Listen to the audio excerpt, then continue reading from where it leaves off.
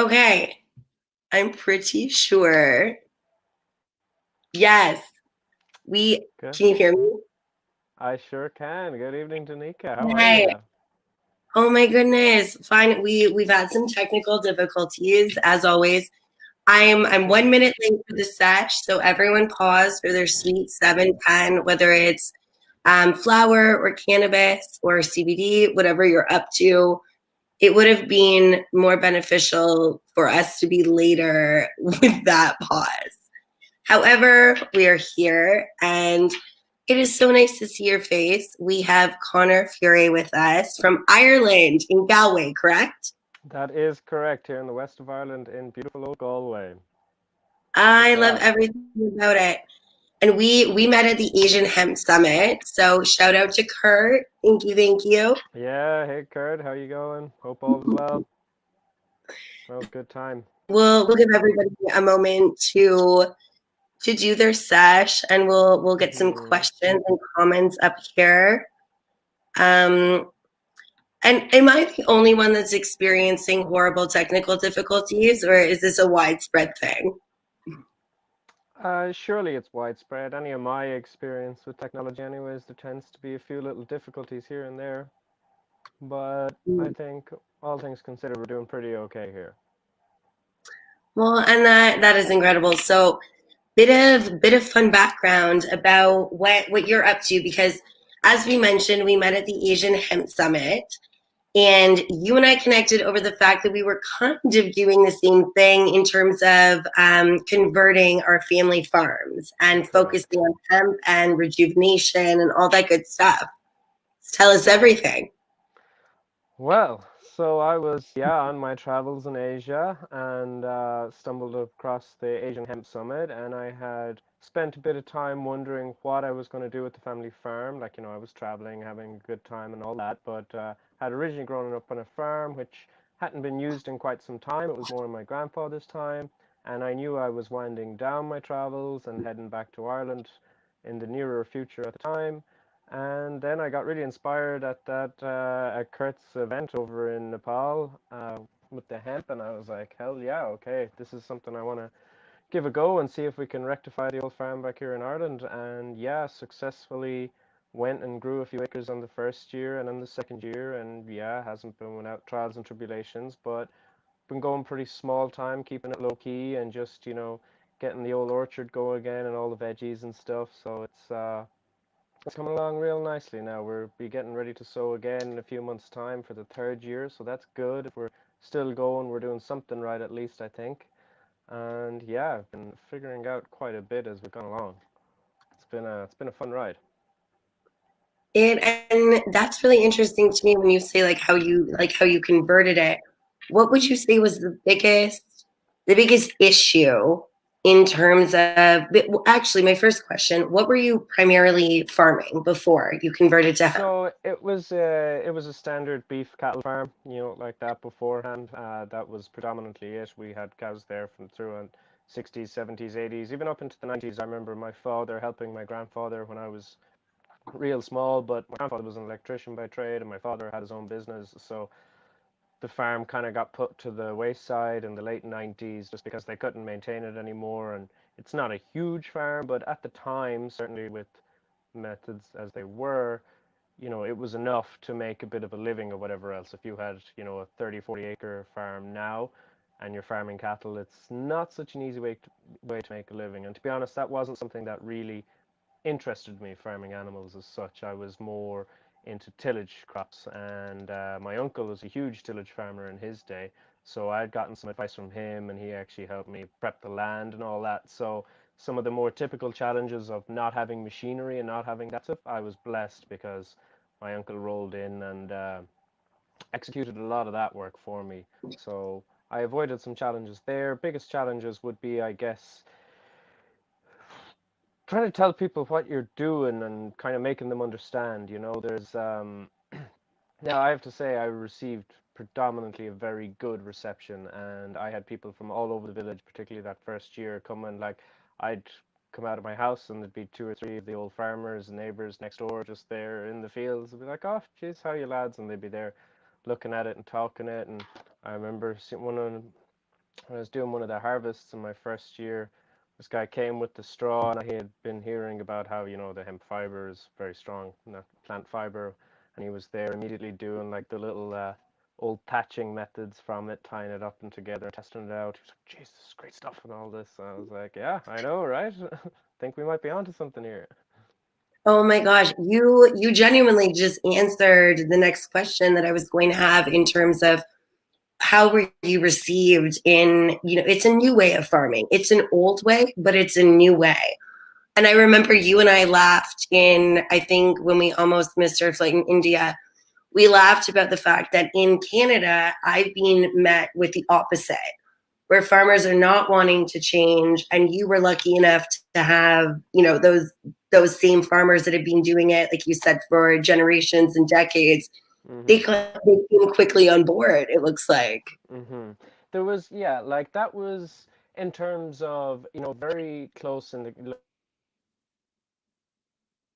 Oh, I think we lost him, but I am confident he will come back. Do we still have you? Oh, yeah. Oh, you came back. I did, I did. Nationwide, then I obviously started to grow my network of with farmers around the country, speaking to other people. Received a lot of interest of people wanting to grow, like literally fielding phone calls, people going, "I've got X amount of acres. I want to do this. I want to do this," and I was like, okay, right, that's great that you want to do this. There is a real enthusiasm. There's young farmers my age, and there's farmers who are willing to change because farming as an industry is on its knees in our country, and it's very difficult to make money. There is a select few that do make money, but it's very, very, very difficult to turn a good profit. And now, because this is a cash crop and it's seen, it can be profitable. Unfortunately, the only market in Ireland at the moment is for the seed. We're not by law allowed to do anything with the leaf or flower. There is plenty of people doing good things with the seed. My personal interest is more in the stems. There's the fiber and the wood core in particular, because it's the hempcrete, the hemp construction I'm more interested in. And then when I talk about this and people are like, yeah, let's grow it, let's do it, I'm like, right, but if we have 200 acres or 50 acres or 500 acres of hemp grown this year, that's fantastic, but what are we going to do with it? Because there is no processing facility in this country. Nothing. Like I have a decorticator. It's a really, really, really old, banged up one, Hold and on, very, very quickly for those of mhm. for those of those who don't know. Can you explain really quickly what a decorticator is and why it's paramount for fiber? Well, it's the primary processing machine for separating the bast fiber from the wood core of the hemp plant of the stem. And you'd have stems that are 3, 4 meters in length, and if you can put whole stems through a decorticator and it'll get those separated, you'll get long strands of fiber, which again you need more machines to process them to get into textile grade, which it is a very good grade and can give you great returns. But essentially, without the decorticator, you can't do any of that. And I got this one. It was an old broken one. I fixed it up and got it working, and I was feeding my first Wait, is that, harvest. sorry to interrupt you, but is that the bad boy that you got down the road that you had to do the amendments to for the combine that you were telling me about? Yes, yes, yes. Had to do plenty of amendments. So, I mean, I didn't come into this with a huge amount of capital, so I bought a 1967 Massey Ferguson combine for like $1,000 just from like an hour away less. And I picked up that decorticator, which happened to be a few miles over the road at an old castle in a shed there that it was just sitting rotting away. So I took that and both of those and I fixed them up and I got my first harvest in, I got them to work, but I ended up using the combine as a decorticator in the end because I was able to go through a lot more material. And it didn't do a precise job. Like I was looking at the material and I was like, right, okay, I now have a shed, I now have a few tons of hemp fiber and hemp wood core. I was like, this is great. But without the proper machines, you don't get it to the standard that you need it to be at. Like, I couldn't go building a proper house, couldn't use that for hempcrete, or certainly I didn't want to. I was like, if I was going building a proper structure, I mean, you could build mess around structures, of course, and I ended up buying another wood chipper after that to try and get the stems down into nice uniform size, the little wood cores. So lots of kind of creative and innovative ways of getting around it, but that's because, we are missing that processing facility. There is a lot of eager people in the country who are absolutely willing to grow it and grow it for the fiber, not just for the seed. But we're going to be a few more years knocking on the door. I feel trying to get the ball rolling. And it's fascinating that you say that always because I was looking specifically with Ireland and correct it's is it HRCP that's the governing body for the Cannabis Act in the EU? The HPRA, the Health Products HPRA. Regulatory Authority, they're the guys who give out the license. Correct. They're the ones that we want to be friends with. And Yeah, I was looking it up, and with seed, it says statistically on what Ireland has been selling that it's only 65 cents, euro cents. I'm horrible with conversion. That per seed, but Ireland right now it seems to be focused, like as you said, a lot on the fiber and the stalk, and it's going for approximately 300 an acre. Is that correct? it depends. It totally varies. Like it depends what sort of yields you're getting per acre. Like,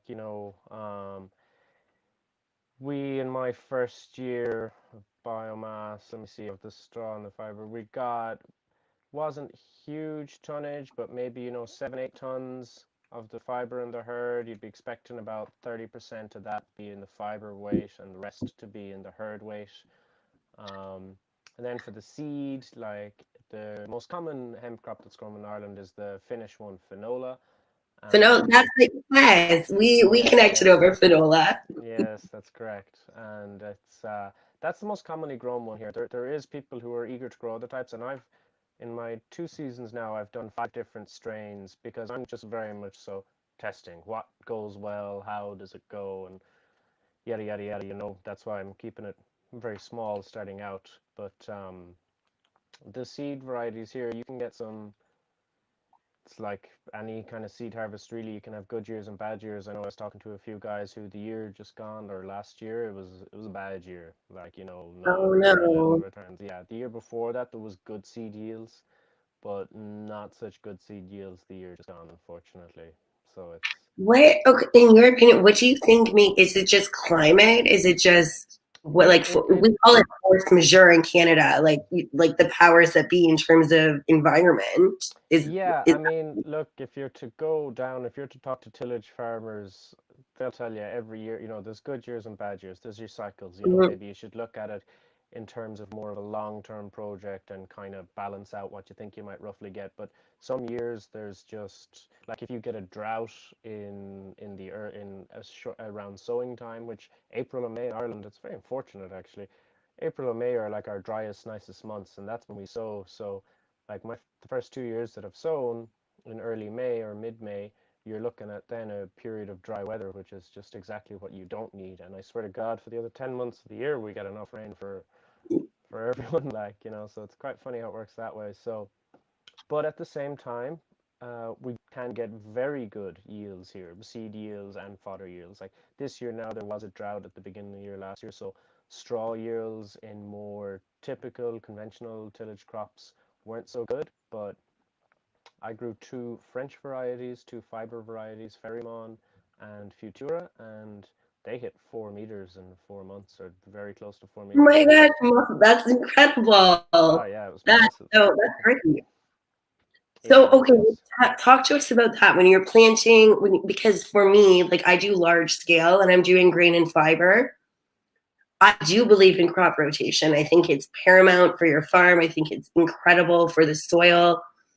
When you do different genetics, tell us about the crop rotation. Do you move them or do you plant the same in that area? Tell us. I'm very fascinated about that. So I haven't moved them yet. They say you can grow hemp on the same plot for up to 7 years in a row.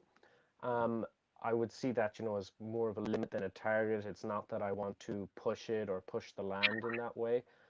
Um, but of course, diversity is absolutely essential. Now, I've kept the same plot of land, but I've just had different strains. Like the first year, I did 3 different strains. Last year, I just split it up to two.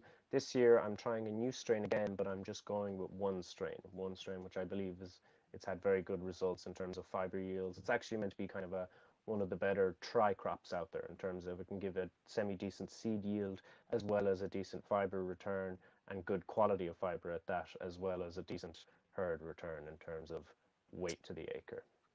So for those of us that don't know what a tricrop is, right? Can you explain that a little bit? Just a crop that can be used for the fiber for the herd and for the seed or the leaf and flowers, like being able to get, three uses out of it, or the stem use and the seed use and the flower use, because every strain has its specific strengths, just like people or whatever else. And like the Finola is a seed variety, so you can get 400 up to 600 kilos per acre of seed in an acre of Finola field, for example, whereas a Ferrimon field might only give you 200 of seed, but it will give you a lot more fiber or better quality of fiber. And the Finola, it only grows to about 4 or 5 foot in height, so you're not like, if you want to get into hempcrete, if you're trying to establish a local supply chain to be able to supply local builders with hemp herd for their hempcrete projects within the area, don't grow Finola. It's a waste of time, because it's half the height of other stuff that will grow in that time. But of course, if you want to do it for seed, like we have people now who are making hemp seed oil here in Ireland, and we have also a guy now who wants to start doing his own hemp seed deshelling and selling those, because hemp seeds here as a product in retail has absolutely soared in popularity recently. In the last few years in the health food stores, they can barely keep it on the shelves. But we're still importing all that hemp seed from China, the organic and the non-organic. Okay, it's interesting that you touched on that, because and this is another part of this segment too. I always ask about regulation and how that works for different countries, and what the hindrance is versus what we can make for next steps. But like you said, it's still coming from China, whereas you can grow it farm to table. Why is your government not allowing that to happen?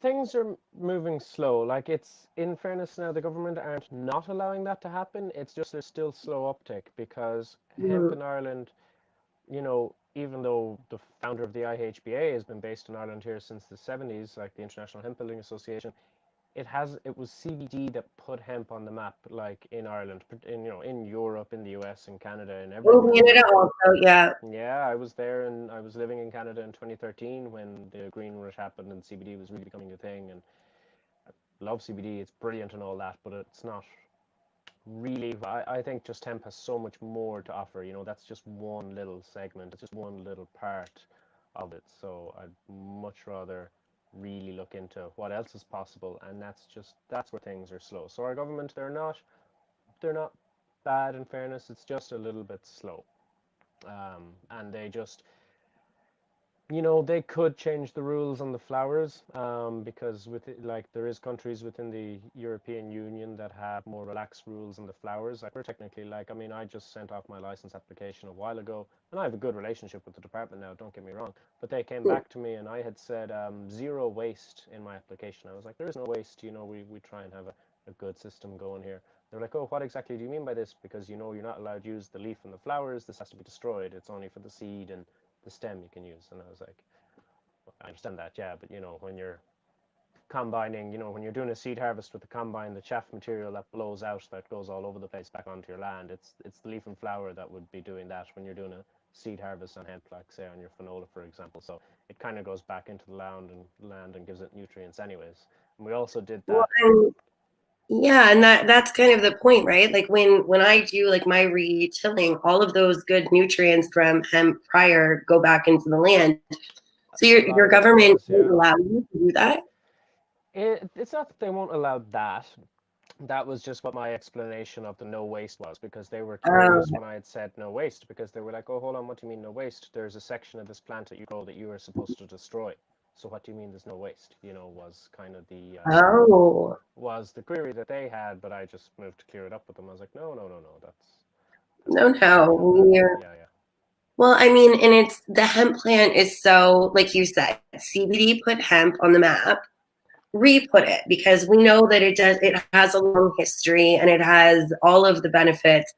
But when CBD came to fruition, a lot of people didn't understand that that was derived from the hemp plant and the difference between CBD and cannabinoid systems. and all of that. And like I've said multiple times, I had kids in my field that were lighting my plants on fire, thinking that they were smoking marijuana, which I was very annoying that you're doing that.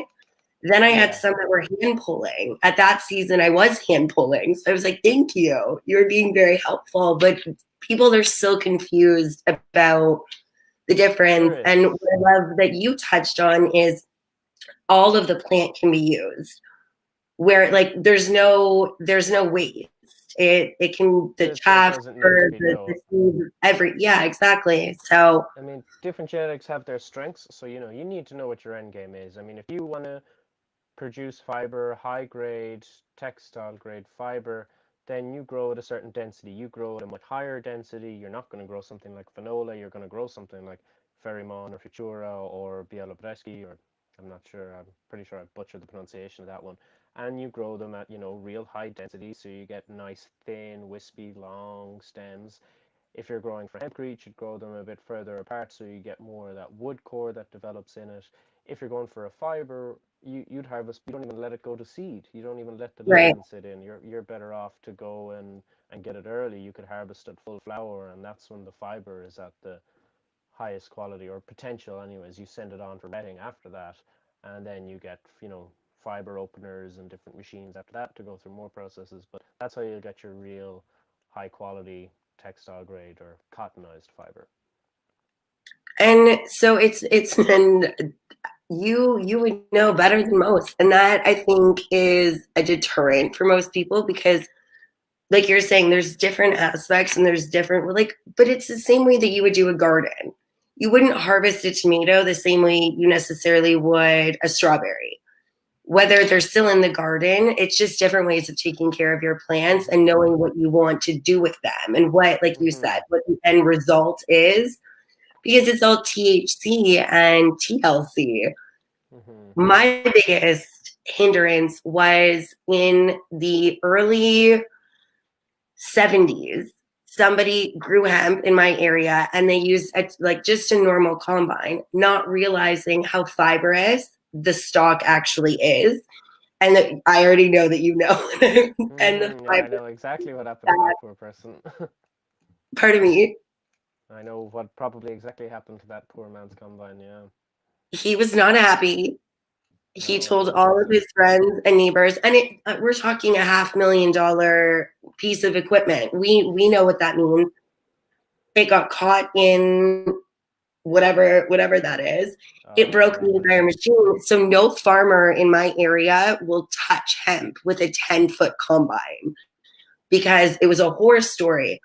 What we're not understanding, and I circle it back to the combine that you got and made the changes, knowing what you were harvesting, knowing you were harvesting Mhm. for fiber, and that when Mhm. you don't know what is in the ground and you don't know what that genetic is, it very well could significantly damage your equipment. Oh, absolutely. I mean, there's a reason that I bought a 1,000 euro 1967 combine harvester was because I mean I could have gotten a contractor over the road to come in and combine it, but I was just like, I don't want to screw up somebody else's machine. It's like I can pay $1,000 for a machine, and if that gets destroyed in the field, that's fine. And there was issues, I did have because there was high moisture. I mean, the harvest the first year was the weather was just not It was favorable not in at your all. favor.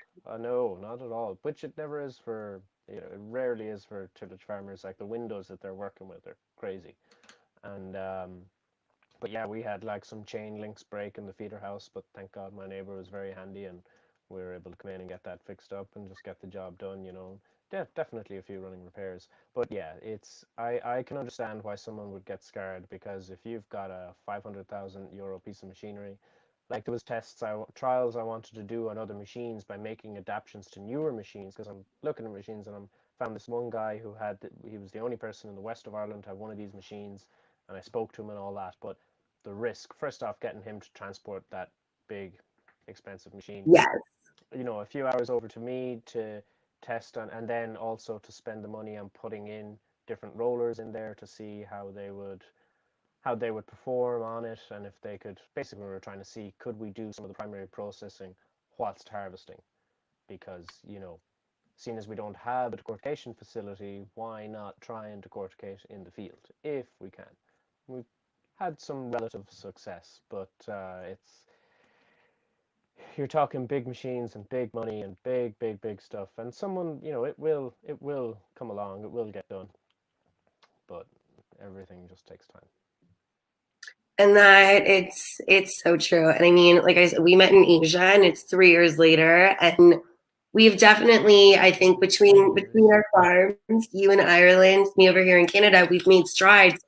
But to circle back to your point, the infrastructure is still, it's just not there. And then the equipment from a farmer perspective. And exactly, I'm not trying, nobody is wanting to, roll the dice on $500,000 and say, oh, I hope this works. You really need to know the genetic, and like you were saying, if you're growing for something specific, know what you're growing, know how you're going to Yes, you harvest that. you you you got to know what your end game is, and then be like, right, these are the steps I need to take there. But yeah, that's definitely the most important thing. You got to know, like, what are you trying to do? Are you just conducting some studies? Are you just doing a bit of research and figuring it out? Like, that's a big part of what we're doing, is kind of doing a few different bits, trying different genetics, because we want West of Ireland data. Like, I've spoken to a couple of different boards that give out grants, like Enterprise and whatnot. They don't have any interest on us in at the moment, and that's fine. We're in a new field. It's high risk. It's not proven here, so you can't expect people to just go start writing you checks. So I'm not entirely upset about that. Just maybe upset about the amount of time I spent trying to get it. But I've realized, I'm like, more years that we get, the more data that we're collecting with the different genetics and having different results. I mean, like, look, we've tried this, here's what happened, here's what happened. And when you build up that over a few years, then you can see, look, the seed yields are improving or going down, or the weather has this much of an effect, or you can typically get this much now. At least we can average things over 3 or 4 years and go back to them with a lot more data. I think we'll be able to get further in developing some sort of processing. And, Ireland's a small country, so if we can get, it's not that big a place, surely we can get a few small little processing facilities around the place that'll be fairly central, where we can get it transported, get it done. And I think supply chains are going to shorten up, or I certainly don't see any reason why we can't keep it fairly within our country, in terms of from the farmers sowing it, Farm to growing it, table. Yeah. yeah, farmers to processors, and then to manufacturers or end users, be that, but we don't have a textile industry here anymore. We used to, we don't anymore. Obviously, we've got a major construction industry, but it's all concrete and Kingspan. But that's going to change too, because the EU have directives that'll be coming down pretty hard by 2030 in terms of using alternative building materials. So now is a good time to be gathering data, figuring out our bits and pieces, seeing what works really well here, and then in a few years we'll be ready to pounce when politicians and policymakers are actually going to need to make decisions on things, and then we'll be like, well, here's this. What do you think? This is what we think we need to do, and we'll be in a position then to actually really move forward, I think. I But agree take with time. you, and I'm like, I don't know policy in Ireland other than it's the Mecca. But Mm. in terms of getting that policy implemented, what does that look like? Because for us, like, we work with Health Canada, and that's our governing body, and that's where all of our regulations are kind of started. I'm not 100% on all of that, but so are you, for instance, I have to get it okayed with Health Canada to test genetics. It has to be a process. Are you able to just kind of go and Johnny Appleseed your fields and do what you want and then talk to the government? Like, what does that look like? Mm, Not really, no. So the EU has a list, or an EU approved list of genetics that are available for you to purchase, and then Yep. right throughout the single market, there are a whole host of certified suppliers of that seed. So you just have to Okay. make sure that you're buying seed that's on that list from a certified supplier. Once you do that, you're Okay. golden. And there's about 92 different varieties on it, and some things come and go I'm often. jealous. Yeah, there's a I'm lot of jealous of options that there, to because be fair. we have similar, and sorry to interrupt you, we have similar in Canada. We only have 52 approved cultivars. Wow. So just give us yours. yeah, yeah, sure, you're welcome. But I mean, look, they're not even, because of the 0.2% THC limits, you're working with limited crops. Like, if we could really make a move on that now. But in Europe, they have signed off on 0.3%, which should be coming into Mm. effect this year. And so, because the strain I bought this year is a Polish one, and I believe that was off the list temporarily, or I know I was struggling to get it last year. I tried and I couldn't, but I was able to get my hands on it this year. So very excited to try this one out and see how it Are you goes. You and know, you're it's going to plant that this spring? correct. Yes, I would be That's hoping in early May. I was maybe trying to. I wanted to also. I don't think it's going to happen this year, but look at some trials of maybe staging the planting, like doing some potentially early April, but mid-April, late April, early May, mid-May, and then be able to see, right, can we introduce this as a breaker crop for a more traditional farmer, as in where it's just like, right, they can put, if they're moving things around, that they can put this here and it'll do good for the soil, so then it'll set them up for their winter barley or whatever else. And then, of course, I mean, if farmers can grow this, like, the protein is becoming a very there's a lot of issues with protein at the moment, and that's why the hemp seed is looking like it could be getting very popular, because now the price even per ton of soybean and trying to get these additive proteins in for the animals, it's not easy. And then hemp seed, as we know, is such a complete great protein. But then, of course, will and even the flowers can be used for that, or if you harvest early, that a lot of the protein is in the leaf, and can we use that for it? But we're better off staying away from the leaf and flower, unfortunately, for the moment here in Ireland. Um, truly, unless you have the infrastructure, and some may disagree with me in Canada, but I would say the same. My focus is on the fiber. And what's interesting also is I believe it was and somebody can correct me if I'm wrong, it was the 1800s. It was mandated that you had to bring X amount of, whether it be hemp rope or just like hemp fiber, when you came from Europe to Canada or when you traveled on a boat. And because of that, all of the cattle and anything on farms, I think it was a minimum of 1 acre. And all of those animals would be eating that, which fed into their cannabinoid systems, which then naturally fed into the human cannabinoid systems. But when prohibition hit, they unfortunately put hemp under the Marijuana Cannabis Act, and it became obsolete for, the last century almost. And like you Mm. said, seeds are making a comeback. Flour, I mean, let's pay attention to it, but from a super a textile and from, kind of reducing our planet's carbon footprint, which I am more guilty in my early 20s than anybody. So Just as I guilty as am everybody, I really imagine. curious what that looks like in Ireland for oh my gosh, the word is escaping me. Oh my god. For international trade. Thank you to Hmm. myself. For Yeah, international yeah. trade, can you buy seeds from other countries, or can other country in Europe specifically, because I know Hmm. Canada can't. Are you guys able to, exchange seeds and look at different genetics? Yeah, like once we're operating within the single market or within the EU, we can trade openly in amongst these countries. Oh, But even good though, sir, like, you're super frozen and I can't hear you. oh, am I back now? No. Or let me see. Um, Sorry everyone, technical global difficulties. how about now? Are we back in action now? Nope. God damn. Everything seems pretty good on my end here, so I'm not quite sure how to I fix this can one. I can still hear you. You're just frozen. But if it makes you feel better, it's a good pose. Oh, excellent. Okay, well then it's fine. Then we can continue. My apologies. What I was saying, yes, we were speaking about trading amongst countries. Yes, so within the single market, we're okay. But I mean, even I just bought my seed from the UK, which is no longer in there, so that's fine. In terms of like seed breeding and all that, that predominantly happens, Eastern Europe, Switzerland. That's where a lot of the Swiss have a lot of good genetics. They're definitely leaders out our part of the world.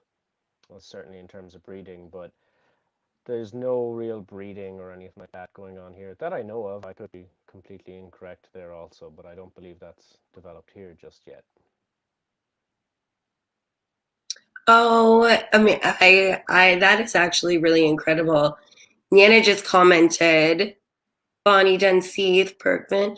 I can see and hear both of you, so it's obviously on my end, not yours, Connor. Ah, okay. Right.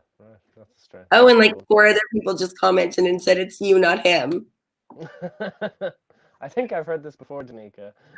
I was just about to say, like, did somebody read like a letter once upon a time? Oh my gosh. Oh, well, I'm glad that everyone can hear that. And it is really awesome and fascinating what you're doing. And you're doing it kind of like a one-person show. My last question to you is people are laughing at me on this. Is what, and I know that you said that you don't know like a lot about soil. It's not your jam. Were there any huge amendments? Like I always say, talk dirty to me. Tell me about your soil over there. Did you need There, magnesium, or was it something that you kind of just let see it grow? I mean, I did a test beforehand and I used traditional agrochemicals my first year and my second year. They were just a bit easier to get a hold of.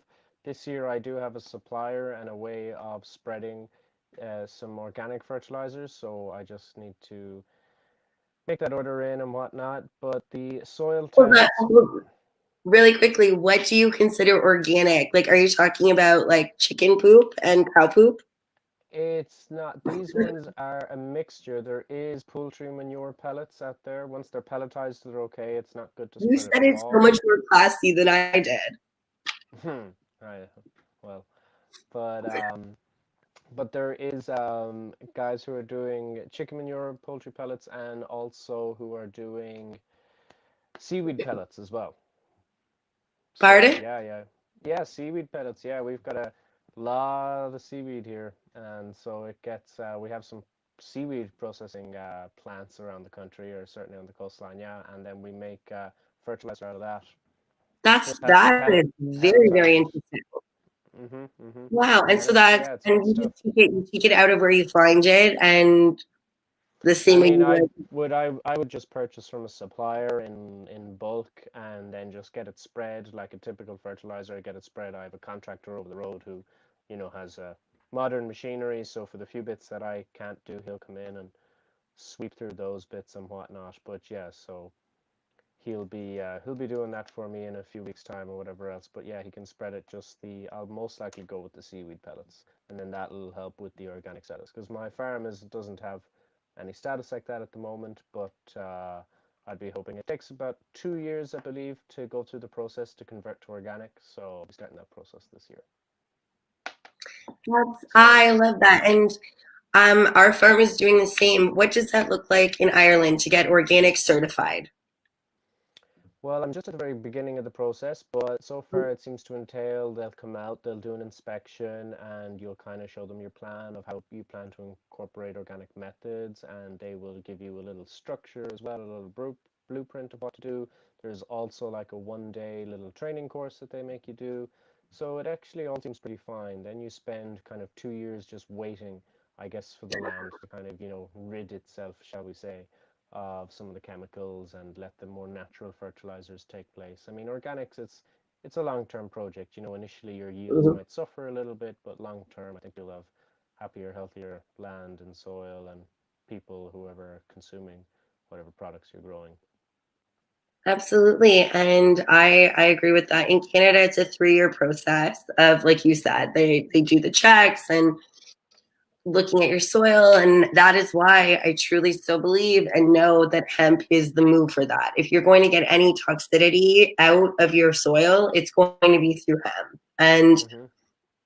that is a very exciting thing. So I remember when we first met, you were talking about a hemp B&B in Ireland. That's right. Yeah, yeah, I yeah. will. I know Kim's gonna kick us off soon because I always go over. So I really do want you to leave our viewers with your vision of next step with what you obviously you are turning it around with your farm just as an agricultural, but you are definitely taking it the next step. And I remember you saying that you wanted everything to be made out of hemp.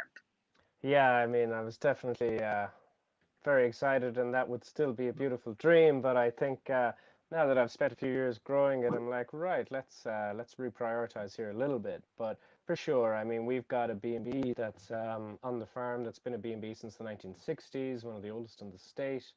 And what I want, I mean, it's beautiful old place and whatnot, but in terms of capacity, to really make it worthwhile, you'd kind of need to add to it or do something to it. So I want to section off a small little piece of the land and have some little, hemp huts, or I don't like using the term huts. Even when I'm explaining this to people, they kind of imagine, like some wattle and daub or They're like, wooden call it things. villas. Mm. Yeah, villas, that's a good one actually. Yeah. I'd like to make something very cute and very Irish that's, just got a nice render, a nice finish, super simple and small, have a few of those, and then be able to get people to stay there. I want to start off with one, and I'm doing out some plans for one at the moment now. I've get some friend doing some drawings and whatnot, and I've got some nice ideas, and I want to start off with one, which I can hopefully get done before the end of this year. And I should be able to use some of the material that I have stand dressing at the moment for that, and I've gathered enough information and whatnot. So I'm hoping to be able to make the first one of those happen within the next 12 months or so, and hopefully maybe by the summer season next year be able to rent it out at our B&B as the first one. And I think that's something I'm really, really, really excited about because I love, Me the too. B&B part of what I do. Yeah, and I love hosting, and I have people from all over the world, and even having the hemp growing in the fields. Like the guests come and they get out of their car and they're down in the field, they're taking photos. They don't even want to come and say hey. They're just like, what is this? It's like, is this legal? Who? What? Where are we staying? What's going on here? It's like, yeah, no, that's going to be a house, guys. That's not weed. But And what would be yeah. very cool is then you get to take them to their house and say, hey, that was made from There's that. a very, yeah, there's a very nice little circular story and a nice little scale that can definitely be made out there. And just to show that, takes a lot of graft and a bit of investment, but it can be done. Small scale things can be done because I guess we're very guilty of everything having to be big and commercial and centralized and for profit. And it's like, well, you can still, if you kind of work with a few people in your area and you try and suss a few things out, you can still be profitable, but on, without having to have crazy scales or whatnot. Like again, I mean, we've seen in Italy now, they've successfully created a small little supply chain where they have farmers in the area growing hemp. It's getting decorticated, it's getting processed, and then it's builders that are buying that processed hemp herd and they're using it for local projects, be it roofing insulation or new builds or panel making or whatever. So I mean, I think that's a brilliant example, and I think one that we should really look to follow. Well, and I appreciate the fact that you, like we said, we're a few years into this now, and we've seen what was a beautiful vision. We've now seen the red tape and the hiccups, and you in Europe, me in Canada. There's still red tape, regardless. Hmm. So I love that you are still very passionate about that, and you're not stopping. And like you said, you've reprioritized, and Hmm. you've built your own combine-ish, and now Hmm. you're getting into the decorticator. So what is next for you? What is the hemp dream other than obviously everything working and infrastructure being available?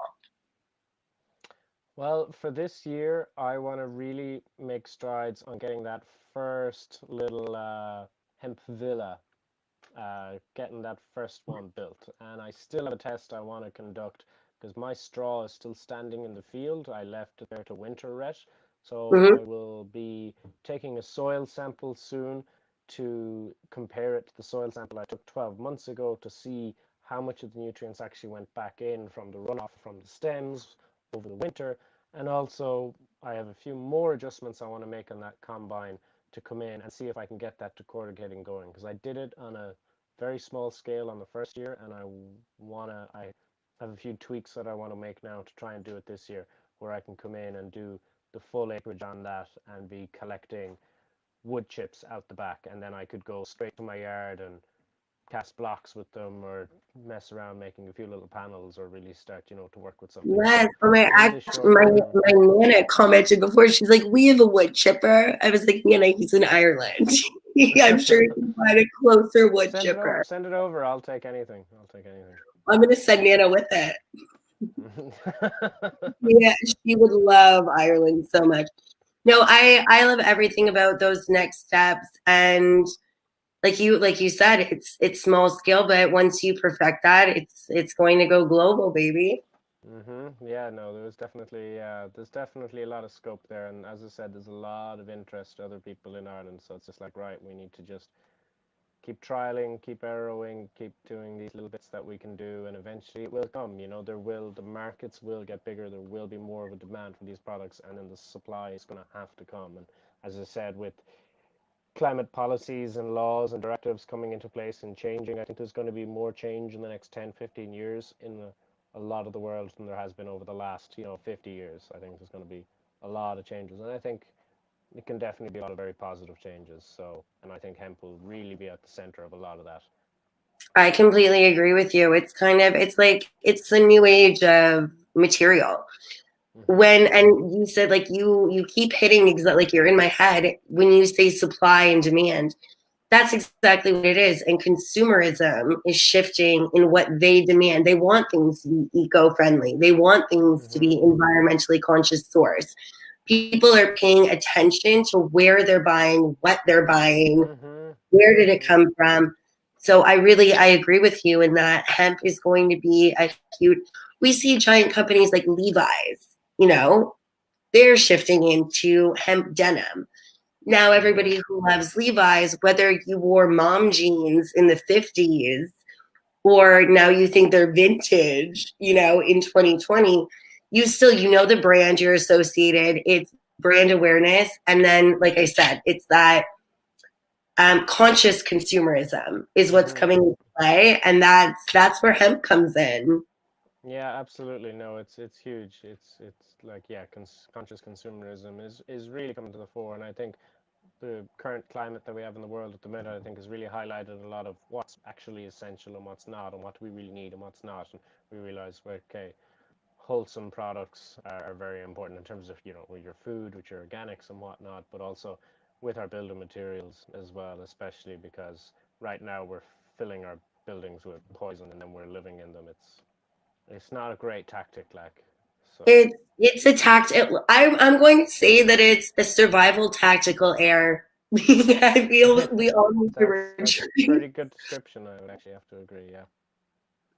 And so my last question, and I could speak to you all day.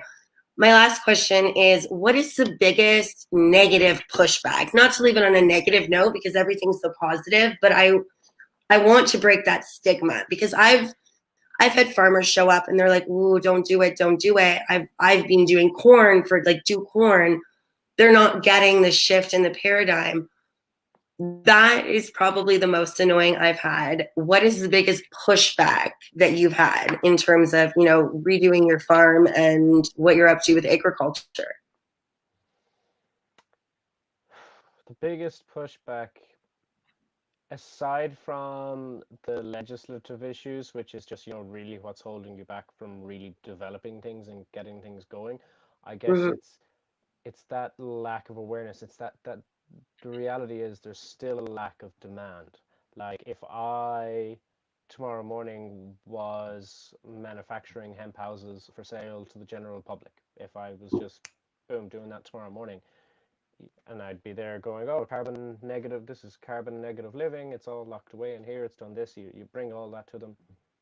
I think a lot of people here in Ireland would still be like, oh, I want to build my concrete house though, because they're not ready yet. I had a great example. A friend of mine just told me the other day, one of my best friends, he was like, oh, go and building a house there over at his farm. I was like, oh, that's great. And I was like, and I just mentioned in passing, like, oh, it'd be great if you could, if in a few years, whenever you're getting it built, that, you could hopefully look to using hemp in that. And I could just tell by his face, hey, look, we didn't elaborate on that, but he was like, oh yeah. And then I was like, no, you see, it's not there yet. He was, The he wasn't ready. the awareness, people don't realize, because I guess people, they're afraid to do something that's, not proven, and that's, I mean, if you're building a house, that's an investment for life. Yeah. You don't want to take risks with that. So even if you're there here with this great product and all that, you we have to educate. So we have to keep having these conversations. You have to keep pushing, but then we have to prove things as well. And It's tough to prove things Well, when you but don't have the legislation, you don't have the processing. So that's why I'm like, right, I'm going to do it small scale. I'm going to tackle it head on, prove it this way, and kind of build it more organically. And I mean, if I can have people staying in a little Airbnb that's made out of a little hemp, that's a little hemp cabin or hemp hut or hemp villa, I think that would be a great way, because then you look at, can we're well, and expanded that way. it's I think proof we of have to grow it concept. organically.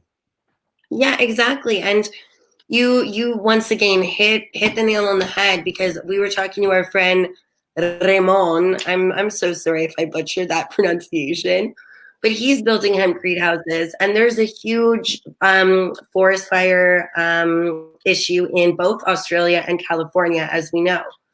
My always question is, why is that not a mandate for it to be built out of hempcrete? We do know that it's flame retardant. We know that it's pesticide retardant. We know that it is water resilient. There was a conference that I saw. He did a 45-minute speech with a blowtorch next to a hempcrete block. There was like one tiny mark, nothing else. So there is proof of concept, but like you said, Ireland's not ready. They're not listening.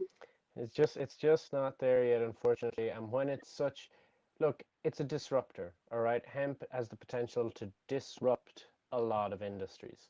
You cannot expect that to happen overnight, because the reality is, if you pump a whole load of money into it, it really can. You get the processing right, and you get the acreage going right, and you get biodiversity going. Like, the amount of problems that can potentially be solved, jobs that can be created, industries that can be rescued, in particular farming or whatever else. We know all that can be done, but like, there's no point in fooling ourselves and getting frustrated and getting heartbroken into it. Because I mean, I'm here in Ireland, and the people I've had helping me have been involved in hemp in Ireland for 20 years. They were growing hemp in Ireland in the late 90s, and we're still at a very similar stage, unfortunately. But I'm hoping that we can really, really move things along over the next, again, 10 years. But as I said, you're talking about disrupting major, well-established industries and businesses. Like, concrete is not going to go away without a fight. You can't just say, oh, we'll build hemp as this. It's got all these benefits. All right, that's great. Decision makers, people with the money, need to make these decisions. And that's why Levi's investing in it, moving, towards hemp fiber in their jeans and cottonizing the fiber. That's a really great start. And we're going to need more big players like that to think, right, we have to change our ways. Can we look at this? Because they're the ones who can afford to do it. I've got ideas for machines, and I've got loads of ideas for things that could be done. And I've had people come to me and go, don't bother, like, anything you do, John Deere or whatever is just going to come, and they're going to make it bigger and better. Like, they have budgets of millions. They can just make it happen like that, like they'll crush you. So don't put, like, as in, don't put all your money into that and all your time and energy Right. into that, there's no point. That makes complete sense. There is a combine in Germany, a John Deere. It's called the W660. It's currently used for combining hemp. I spoke to somebody in Canada who was obviously in love with equipment and fascinated. We can't get the parts for another 2 years. So John Deere still has the patent on making that. They don't know what hemp is or what they're doing, but they're making it. Mm-hmm. So I agree, but what I love about, like you said, you're kind of the trailblazer in Ireland right now. So keep doing what you're doing, and you're very good at explaining and being patient with people who don't know, or may want to get into the game but don't know how to do it. Mm-hmm. So we thank you from Canada. No worries. Thank you, guys. Yeah, thanks to everybody, and thanks to Kurt in particular, because he really got the ball rolling. I'd imagine there's a lot of stuff that wouldn't be happening if it wasn't for the likes of him and Steve Allen and whatnot. Oh my gosh, People honestly, who've made things happen and given platforms. I mean, I was just chatting to Steve the other day. I had a great conversation with him, and I always love speaking with him. But he's a real person to thank in terms of where we're at with hempcrete. Like, if it wasn't for all the studies he's done over a number of years, would we be where we are now? Probably not. absolutely. I'm so grateful that you said that, because I think we get called a millennial, or whatever our generation is, and I think that it's so incredibly important to pay homage to the people before us when it wasn't a social media hashtag, or it wasn't like a fun, cute cannabis thing to do. This people were getting arrested. People were getting arrested for making hempcrete or for growing hemp. Yet they didn't stop, and they absolutely, pioneered a road for us to come in and piggyback. And I am so grateful. Kim, I'm looking at you. Kim, my EP, is one of the OGs in the Canadian cannabis industry, works with Normal, has been going strong since the 60s, picketing like a true hippie. And there's still that stigma of a hippie. These are the people that have made it possible for us to sit on social media and talk about cannabis and hemp and our next moves. So Mm-hmm. I'm grateful you did a shout out to that. Yeah, absolutely. No, there's a lot of people who've been putting in a lot of work for a number of years For already. a Like year, yes, I'm and lost a definitely lot of considered. money. Yeah, spent a lot. Yeah, and I mean, I'm only new at this realistically, so I don't want to, go on too much. But yeah, I've certainly been inspired by those people and want to continue on because of the great work they've done. I've seen what's done. I'm like, damn, I feel almost a responsibility. I'm like, Jesus, what can I do to try and get this moving in the right direction, because we do have the evidence now to show it's like Jesus, this needs something to be right, but we all have to play Well, our and part that's in exactly to your point. These amazing individuals, picketing and pioneering to get that science, to get that mm-hmm. information available to us, to then, be able to move forward. And, we're still working on ending the stigma. There's still like that stoner stigma, but none of us are stoners. We're all genuinely moving forward and doing incredible things. And like you said, Kurt, Asian Hemp Summit, Alan, like Kim, all of these people that have, kind of paved the way. So here we grow. Here we grow. Great Here we chatting to grow. you, What do you Danika. Thank you think? so much for giving me the time to come on here and have a chat. It was an absolute pleasure to see you again. Oh, Shout out thank to you. everyone over there in Canada. Yes, we thank you so much for taking the time. I know it was last minute and you absolutely made it happen. That's We are okay. so So excited to have you back. For those of you who don't know, Connor was in Canada, in Vancouver. He's not been to Ontario yet. So I we passed are through there, reading. but I just haven't been there recently. But Okay, fair. and I just want to take the opportunity as well that if any of the people listening or watching have any questions, that they should reach out to you on Here We Grow, and I'd be happy to field any questions or any of that. If they want to reach out through you or whatever else, I'm super happy to I answer. And I love that so much. So do you have a specific email or through Here We Grow? Because I know a lot of people are going to have questions. I will, yeah, you can give my Gmail out on that, and I'll text that on to you there, and yeah, I can share that, and people can get a hold Okay, of that. perfect. So everybody who missed that, because I don't, your accent is getting thicker, which is not a bad thing. Any It's getting later questions? in the night. Any questions or follow up can be sent, and I will absolutely hook you up with Connor. It has been truly a pleasure. Thank you for making the time, and Thank you. we will definitely speak and see each other soon. Absolutely, I sure hope so, Danica. It's been an absolute pleasure, and thank you so much. Thank you. Oh my gosh, No worries. it's date time I for you will. now. You too. Bye. Bye.